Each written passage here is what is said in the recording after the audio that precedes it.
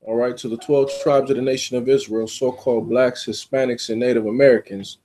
So tonight's lesson, we're going to be going into the Maccabees, all right? So we're going to be going in the first Maccabees, but the title of tonight's lesson is going to be The Maccabees, A Time for War, all right?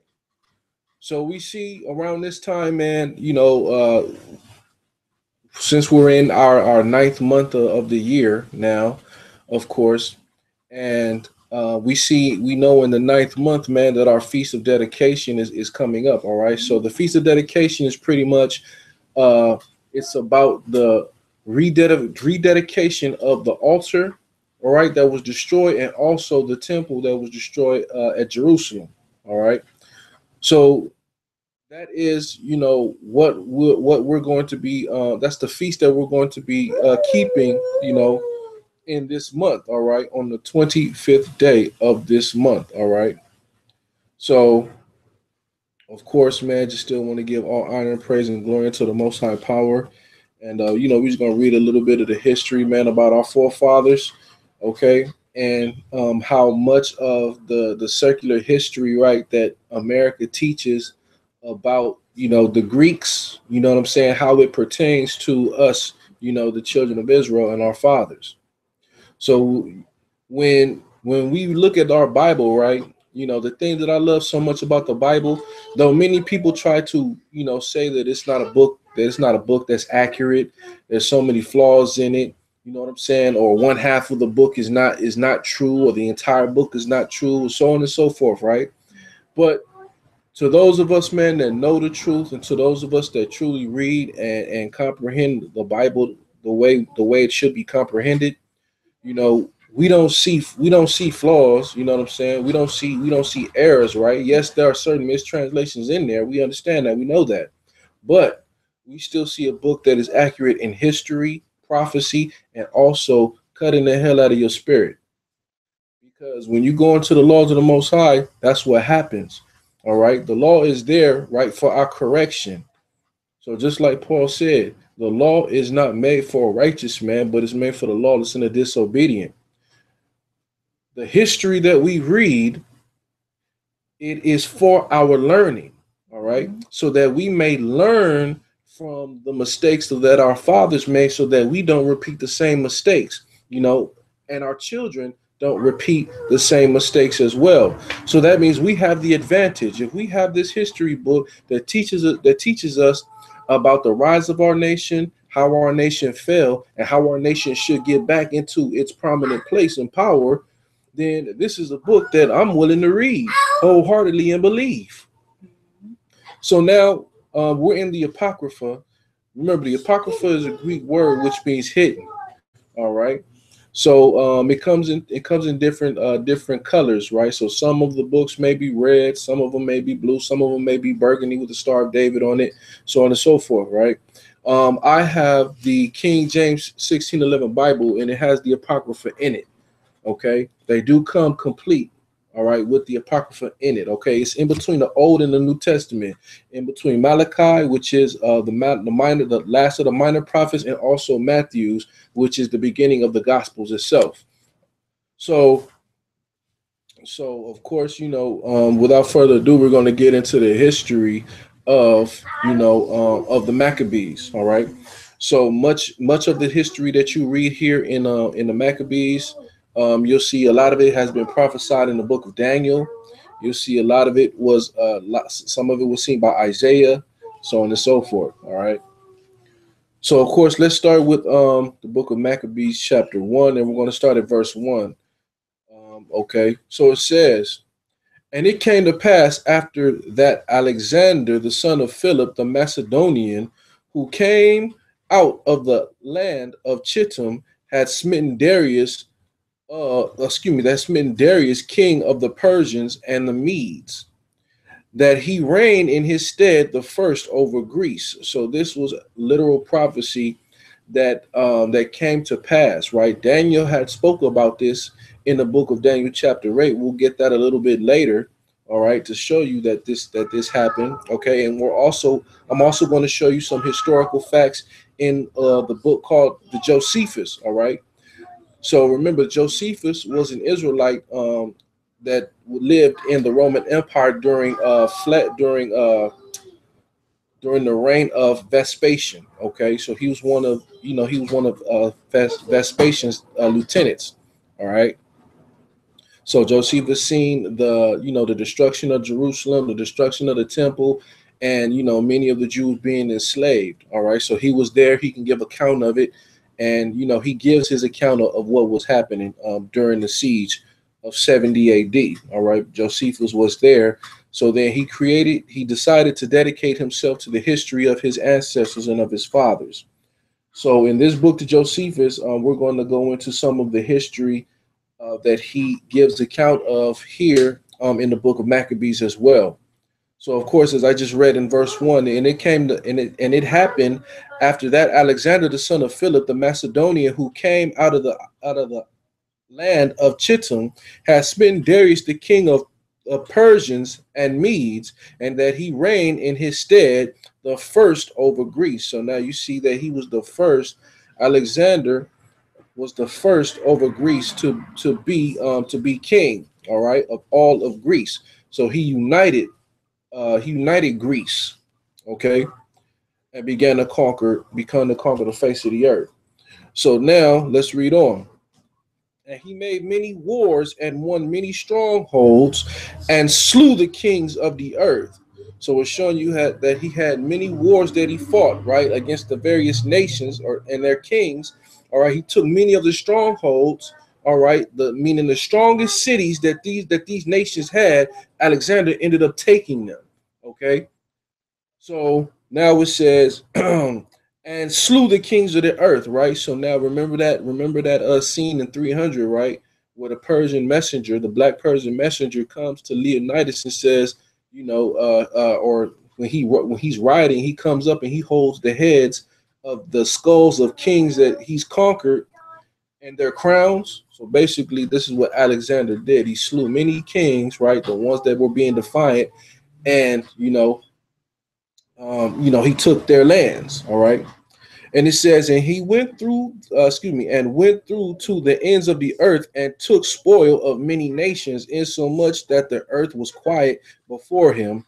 Whereupon he was exalted and his heart was lifted up, meaning that this man was filled with absolute pride. He had all of this power. No nation could defeat him.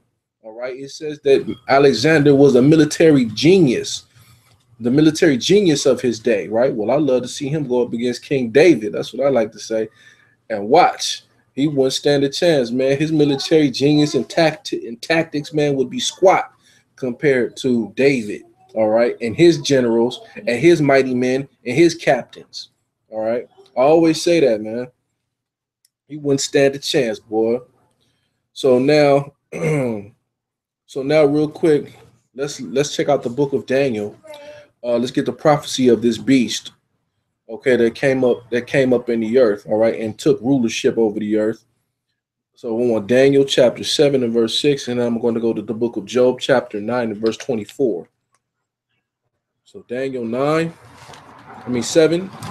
and verse 6, and it says, and after this I beheld, and lo, another like a leopard, who had upon the back of it 4 wings of a fowl. The beast had also 4 heads, and dominion was given unto it. Right. So we're showing you that this is the Greek Empire. So this was the third beast that came into power after the Persians and the Medes. Just like it showed, man, it said that he had smitten Darius, the king of the Persians and Medes. So this king that was smitten was actually Darius the third. All right. So he reigned from like 335 to about 330. So he was like the last king of the Persians and me. So when you look at the movie Alexander, that's the king which he defeated to take over, you know what I'm saying, Babylon. All right. So remember, he conquered Babylon. He conquered all of the kingdoms that were in Asia Minor. He conquered many of the Greek city-states, right? He even conquered Egypt, right? He went through the Levant. He destroyed Tyrus. You know what I'm saying? So he destroyed many nations, many nations, right? in so much to where he took all of the spoil of these nations. So just imagine all of the riches of these cities, you know what I'm saying? He accumulated for himself. All right. So now, as it talks about, like it says here, it says they have four wings of a fowl. Those four wings of a fowl that it's talking about are his four generals, the four generals that Alexander has. And then it says, and they have four heads. The four heads represents the four uh, uh, uh, realms of dominion that this beast had. Okay, and then it talks about the dominion was given unto it. So when it talks about dominion, meaning rulership was given unto this beast. Alexander, we know he was what you would call an Edomite. All right. So now remember, when we read in the additional books of Esther, it says that what's his name? Ammon, right? It says that he was of the seed of Amalek, of the Amalek. Okay, so he was an Amalekite. So that means that when Haman was trying to overthrow the Persians, right? This says that this is exactly what he was doing. He was working for the Greeks. All right. So basically, this was the Amalek. He was of the seed of Amalek. So basically, you could trace that all the way back to the Edomites in Greece themselves, man. Amalekites. All right. Amalekites that fled. So so now let's go down. Let's go to the book of Job. The book of Job, chapter 9 and verse 24. Check this out. And it says, I pulled this one out in a long time. It says, the earth is given into the hand of the wicked. So it says the earth is given into the hands of the wicked, right? So now we see that the earth is now at this time, right? 333 BC, the earth is now being given into the hands of the wicked. All right. The wicked who we see here, they are who you call the Macedonians. All right. And Alexander is now the ruler over many of these nations. Okay. So now let's read on. And it says, now let's go back to the book of First Maccabees, and let's read chapter 4. And he gathered a mighty strong host and ruled over countries and nations and kings who became tributaries unto him. So those that weren't killed, those kings, they became tributaries unto Alexander. And it says, and after these things, he fell sick and perceived that he should die. So remember, Alexander became gravely ill. What did he become gravely ill of? Right. So they say that he had some sort of venereal disease called syphilis. Okay. Remember, the Greeks, they were very heavily into homosexual practices. All right. So it says, and after this he fell sick and perceived that he should die. Wherefore he called his servants, such as were honorable, and had been brought up with him from his youth, and parted his kingdom among them while he yet was alive. All right, while he was yet alive. So now he called his servants, right? So these servants you're going to see are his four generals who he had given the earth to. I mean, who he's going to give like parts of his kingdom to. Okay. So then he says, so Alexander reigned 12 years, then he died, right? So he died at the age of 32 years old. So that's pretty young, all right, for him to die. He basically, I believe he conquered the earth at around like 25 years old, and then at 32 he died. And it says, and his servants bear rule, every one in his place. So remember, it said that the beasts have four wings of a fowl. We'll read back in Daniel, right? Daniel chapter 7 and verse 6. And then it said it had four heads, right? The four heads were the four dominions that this beast had. All right. So now you see that all of that is coming to pass in the book of Daniel. This is being recorded here in the book of the Maccabees. And it says, and his servants bear rule, every one in his place. And after his death, after his death, they all put crowns upon themselves. So now they made themselves kings at this point. All right. So it says, so did their sons after them many years, and evils were multiplied in the earth.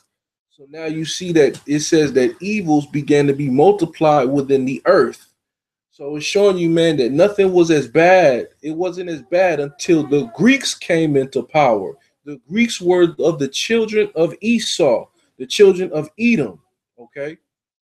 So now, when I say they were the children of Edom, meaning that Alexander was an Edomite. All right. He was not a Greek originally. The original Greeks, remember, they conquered them. The original Greeks were the children of Japheth. All right. The children, they were called the children of Javan. Those were your original Greeks. Okay. So remember, it says that Alexander here, he's called a Macedonian. All right. Macedonian means, I believe, either Highlander or stranger when you look up the etymology of the word. So let's now, so it says, evils were multiplied in the earth, and there came out of them a wicked root. Antiochus, surnamed Epiphanes, son of Antiochus the king. So this was Antiochus the fourth, right? Who was the son of Antiochus the third, all right, or Antiochus the Great. It says, who had been a hostage at Rome, and he had reigned in the 137th year of the kingdom of the Greeks, right? So 137, the 137th year, meaning 175 BC. This is when Antiochus the fourth became king of Greece. Now I want to hold it right there real quick, and I want to backtrack, and I want to go into the Josephus to get a little bit of the history in there to show you how this is a outside source of the Bible, right? That's giving you historical accounts of what is being shown to us here in the book of Maccabees. All right. So now I'm going to go here. This is in the Josephus, right? The Antiquity of the Jews. This is in chapter 11. Excuse me. This is in book 11 and chapter. Hold on, let me get it.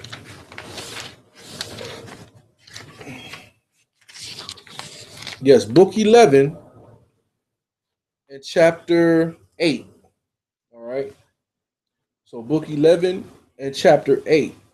So now I'm going to start at paragraph 1. So it says, so now the title of this chapter is dealing with, it says, concerning Sambalat and Manasseh and the temple which they built on Mount Gerizim, as also how Alexander made his entry into the city of Jerusalem and what benefits he bestowed on the Jews, right? So Alexander did not come and destroy he didn't come and destroy Jerusalem, all right? And you're going to see how the Jews dealt with Alexander when he came, okay?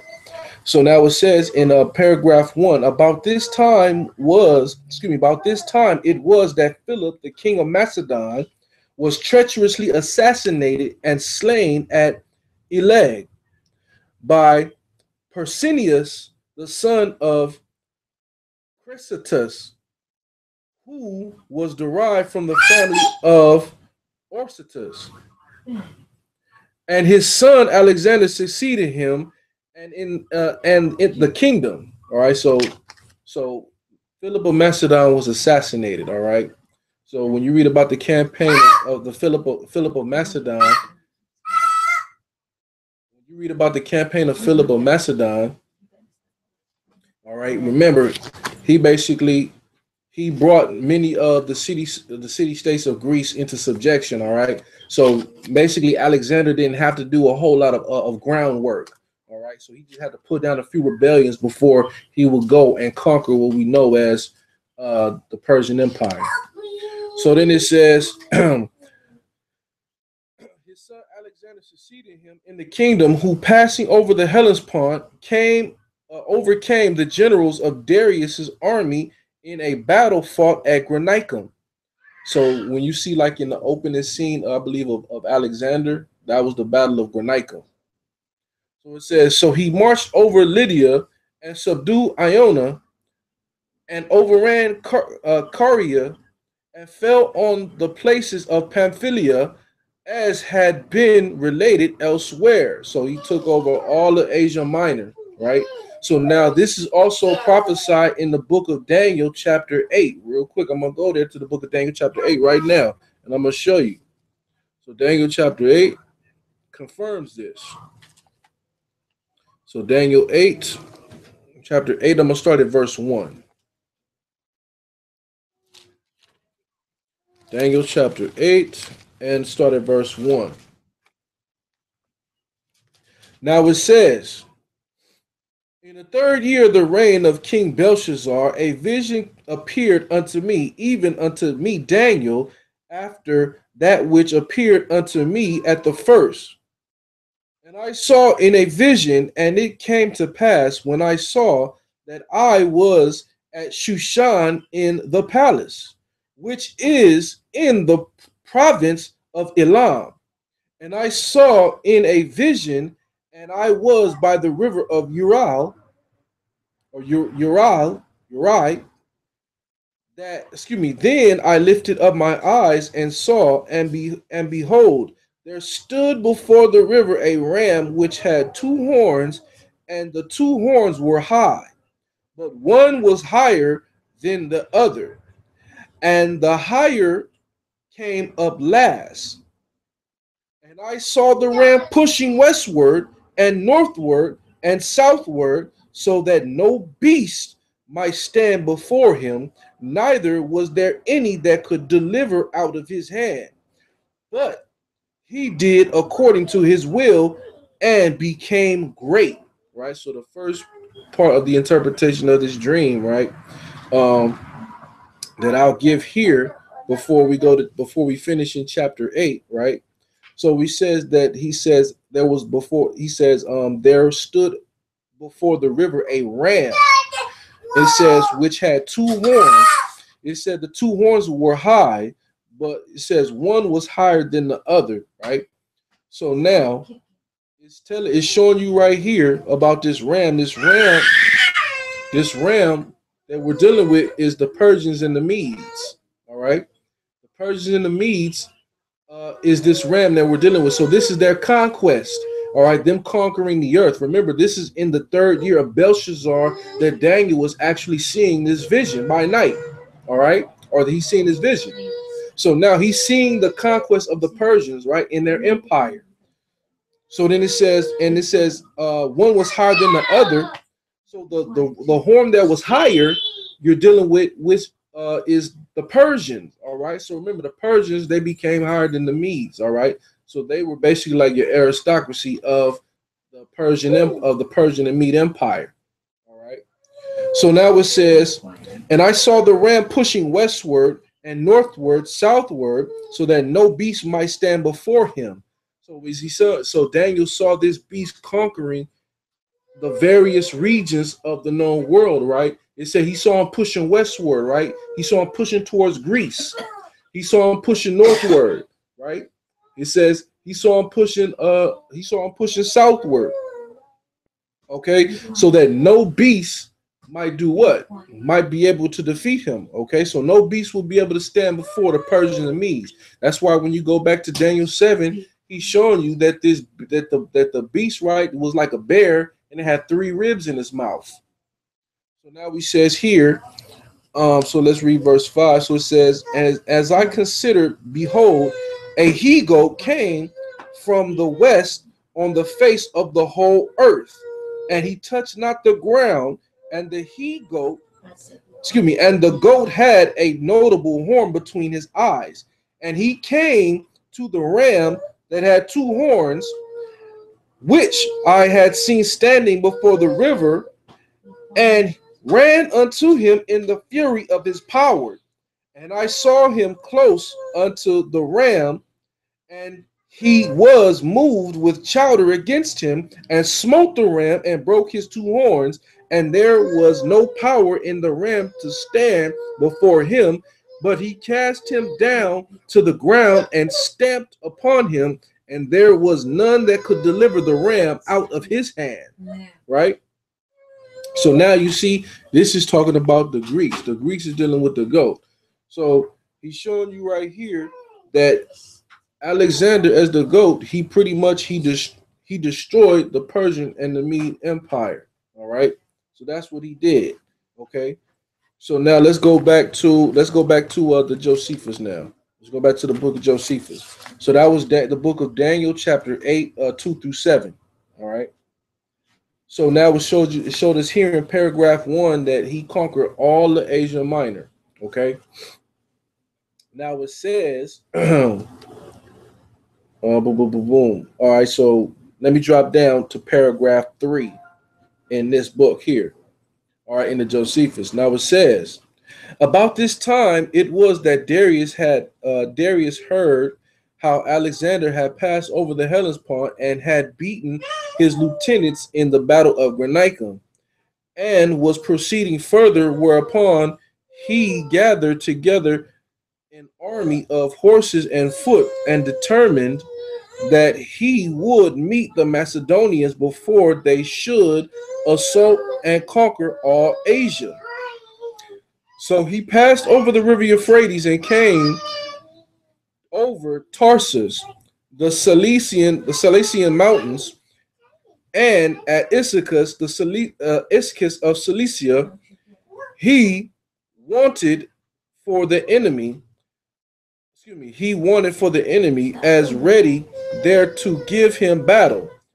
Upon which Sambalot was glad that Darius was come down, and told Manasseh that he would suddenly perform his promise to him, and this as soon as ever Darius should come back.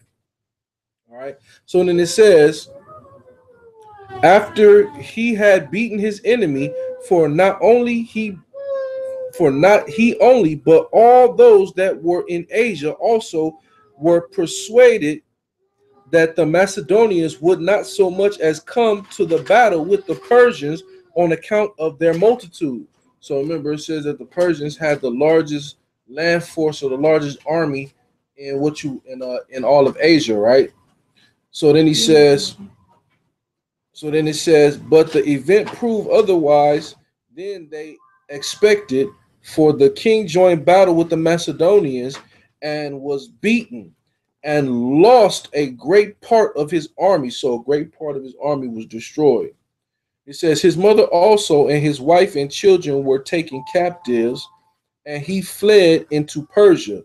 So Alexander came into Syria and took Damascus, and when he had obtained Zidon, he besieged Tyre. When he sent an epistle to the Jewish high priest to send some auxiliaries and to supply his army with provisions, and that what presents he formerly sent to Darius he would now send to him.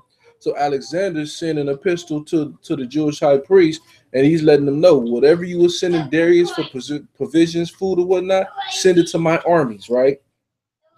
And you're gonna see how this plays, and you're gonna see how this played out for the better for the Jews and for Alexander. All right.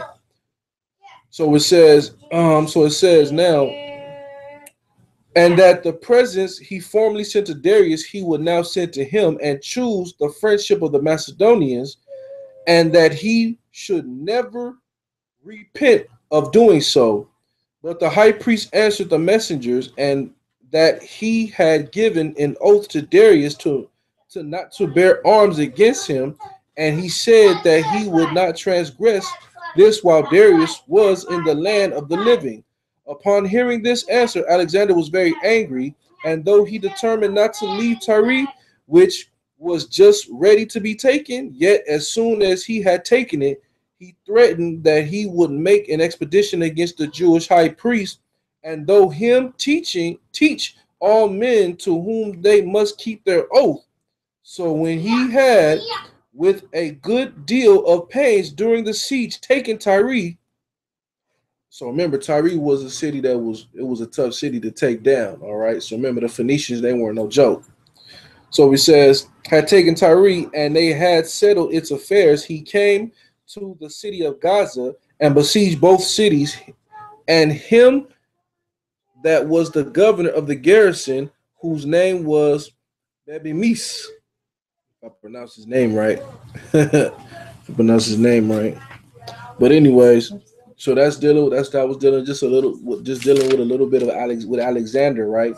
So now I'm going to drop down into paragraph 5, and you're going to see what took place between Israel and the Macedonians.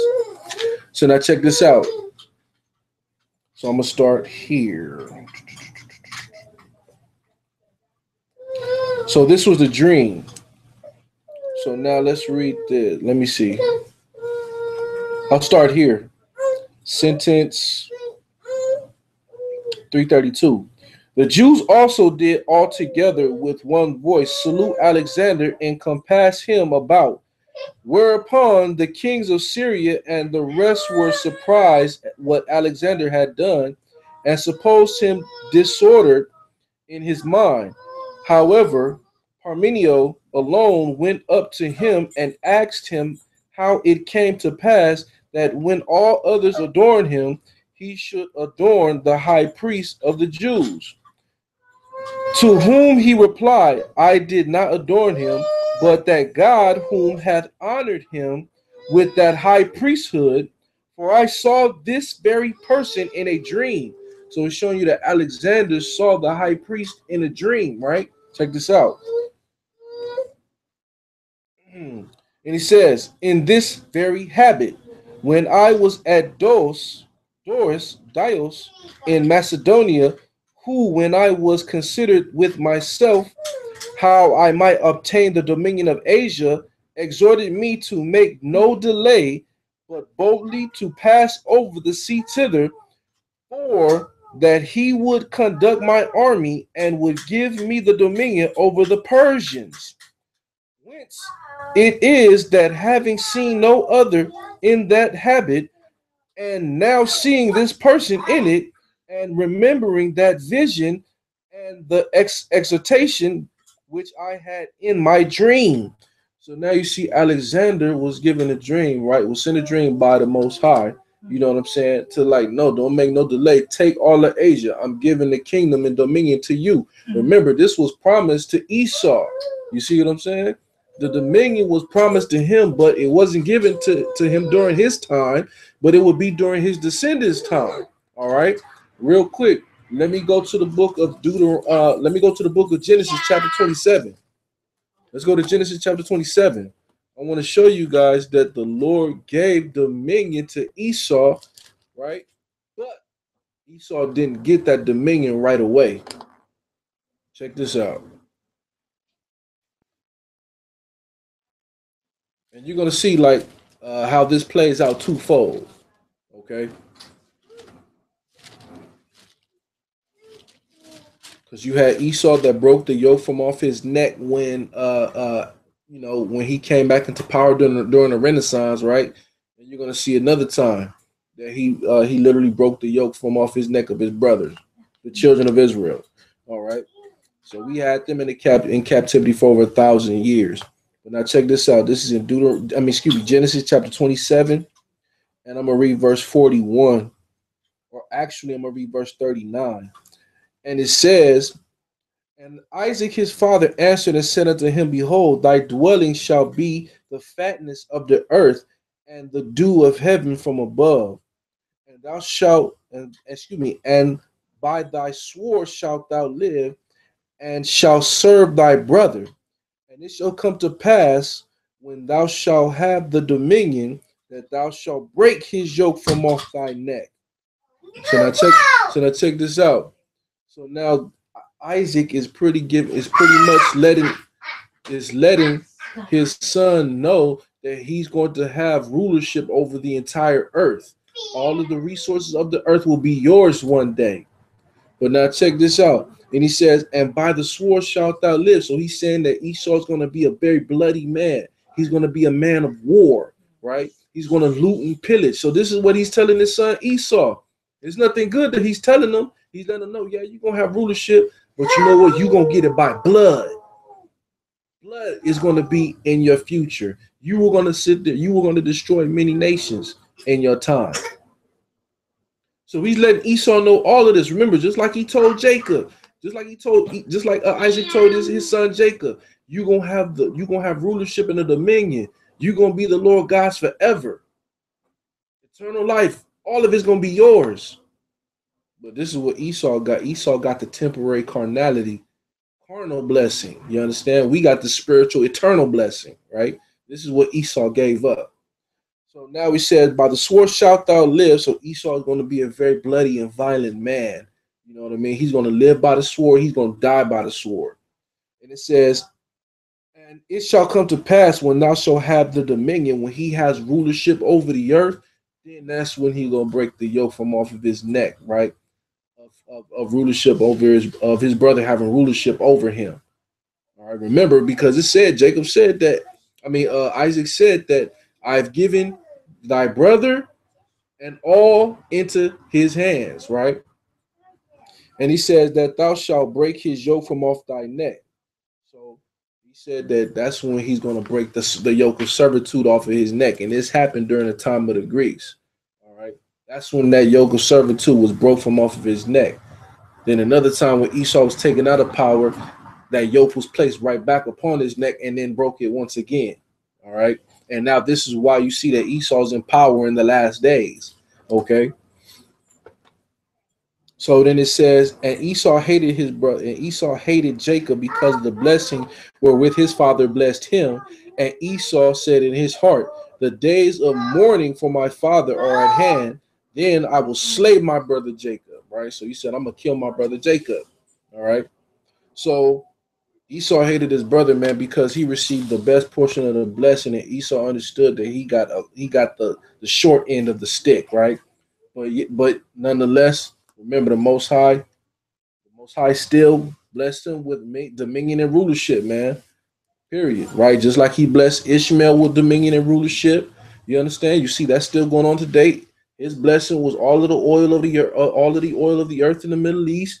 He has North Africa. You understand? He has Egypt. He has the Levant. He has Arabia. He has parts of what you would call of Asia. You understand? Then he has the Philippines. You know, all of those regions, man. That's where Ishmael. You know what I'm saying? Was given land. All right, outside of the land that was already given to him. So now it says, let me go back. So now you see Alexander seeing this vision, right, of the high priest. Okay, while he was still in Macedonia. All right, the Most High sent him that vision, and basically told him like, take, you're gonna take dominion. You're gonna take the dominion of the Persians. That's why when you look at the transformation of the empire, you see the Persian Empire and the Greek portion of the empire still look the same because all the Greeks did was just take it over. That was it. That's all they did. They just took the land of the Persians for themselves. They took their empire. That's why you didn't see a change or a shift in the geographical map of the Persians of the Persian. I mean, excuse me, of the Greek Empire. So now it says, boom. So it says, let me drop back down to 335. It says, whence it is, have I seen no other in this habit, and now seeing this person in it, and remembering the vision and the exhortation which I had in my dream, I believe that I bring this army under the divine conduct, and shall therewith conquer Darius and destroy the power of the Persians, and that all things will succeed according to what is in mine own mind. Right? So Most High already gave him the power to go and conquer and take. Remember, we already understand this. The Most High uses nations because he used Nebuchadnezzar to do what? Deal the punishment to the nations, right? And he gave Nebuchadnezzar all of the earth. So that's why can't nobody sit there and say, "Oh, the Lord wasn't dealing with the heathen." No, the Lord does deal with the heathen. You understand? But he deals with them in a different way. You understand? He gives them power and dominion and rulership too. You understand? So so now so now it's Alexander's turn. It's Esau's turn to rule and have dominion over the earth at this time now. All right. Though it wasn't well, I'm not gonna say it was a short time because the Romans they were Edomites too. They're pretty much, they're pretty much Esau. So his power still continued even after that. So you know what I mean? He had like 1,000 years, then 1,000 years of rulership, and then of course in another 1,000 years, all the way up until now. Almost crazy. It's ridiculous. So now it says, and when he had said to Parmenio, and had given the high priest his right hand, the priest ran along by him, and he came into the city. And when he went up into the temple, he offered sacrifices to God according to the high priest's directions, and magnificently treated both the high priest and the priest. And when the book of Daniel was shown him, so he showed him the book of Daniel. So the scrolls of Daniel, he showed Alexander these scrolls, right? Wherein Daniel declared that one of the Greeks should destroy the empire of the Persians. He supposed that himself was the person intended. So now they're showing that this was prophecy that came to pass, right? And Alexander was the one who pretty much, you know what I'm saying, was going to destroy the Persians and the Medes. And it was written in the book of Daniel, and they're showing him the book of Daniel. All right. So now it says, and as he went, and as he was then glad, he dismissed the multitude for the present from the present. But the next day he called them to him and bade them and asked for what favor they pleased of him. Whereupon the high priest desired that they might enjoy their laws of their fathers and might pay no tribute on the 7th year. So they're like, look, we just want to keep the laws of our fathers. That's it. And then in the 7th year, you know, allow us not to pay any tribute. Okay. So this is what the Jews wanted. This is what they were asking Alexander. So they're saying we'll pay tribute the 6 years, right? But the 7th year, just allow us to not to do so. Okay. So then it says, uh, he granted all they desired, and when they entreated him that he would permit the Jews in Babylon and Media to enjoy their own laws also. So there were Jews that were still in Babylon and they were still in Media, right? So remember, the Babylonian captivity had been long over. The Persians and Medes had reigned for almost 2 centuries, right? Over 200 years. So there were Jews still there. So they was entreating that the Jews in Babylon might still be able to keep their laws, and also the Jews that were in Media. It says, he willingly promised to do hereafter what they desired. And when he said to the multitude that if any of them would enlist themselves in his army on this condition, that they should continue under the law of their fathers and live according to them, he was willing to take them with him. Many were ready to accompany him in his wars, right? So it's like now he's like, yo, we'll go with you now. We'll accompany you in your war because you're promising to allow us to keep our laws. You understand? So that's how our fathers operated, all right, at that time. Okay. So now, so now dealing with like what we read in Daniel chapter 7 about the territories. Okay, about the 4 wings and the 4 heads. All right. So now this is going to show you something here about that. So now it says here, now when Alexander, king of Macedon, had put an end to the dominion of the Persians. Oh, I'm sorry. This is in book 12 and chapter 1.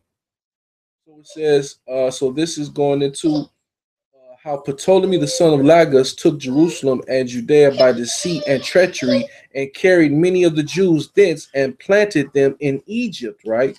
So this is when Jews began to basically, more Jews began to be captives in Egypt itself, all right? So now it says, now when Alexander, king of Macedon, had put an end to the dominion of the Persians and had settled the affairs of Judea after the forementioned manner, he ended his life.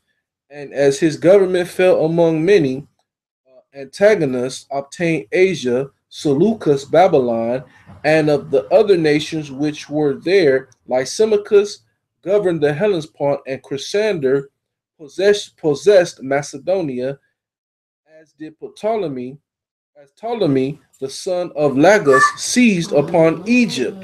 Right. So these were the generals of Alexander, and these are the things that they took. Now Antiochus, he basically he basically died, and then Seleucus ended up taking all of Asia along with Babylon. All right.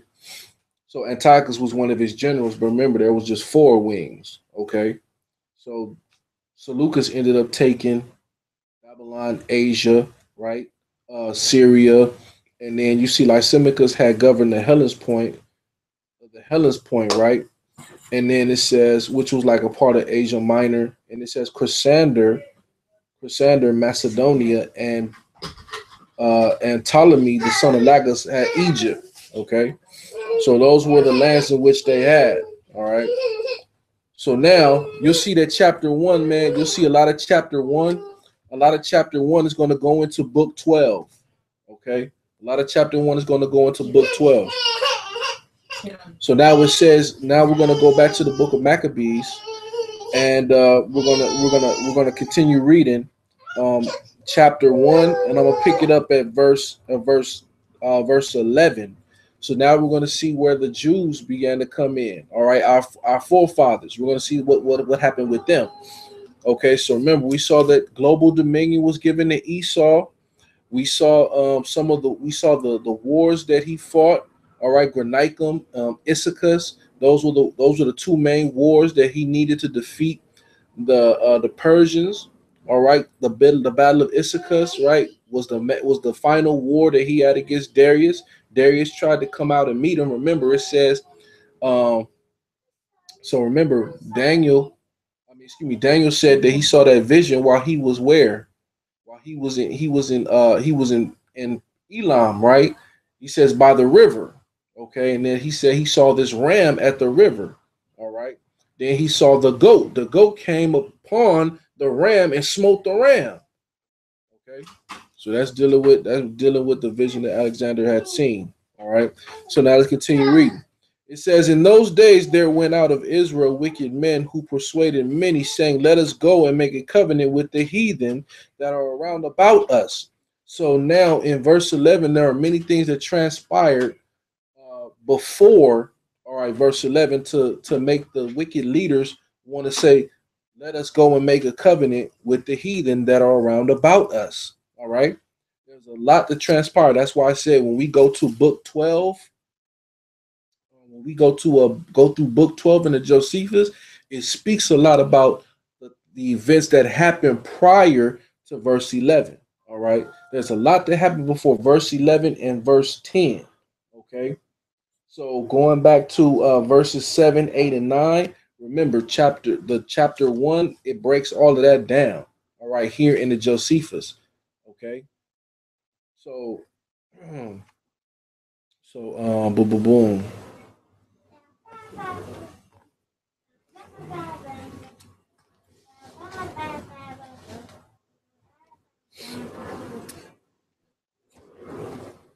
Yeah. Yeah, so it's a lot that goes on in between these verses. So that's why we got to make sure that we look up the history, in between these verses. All right.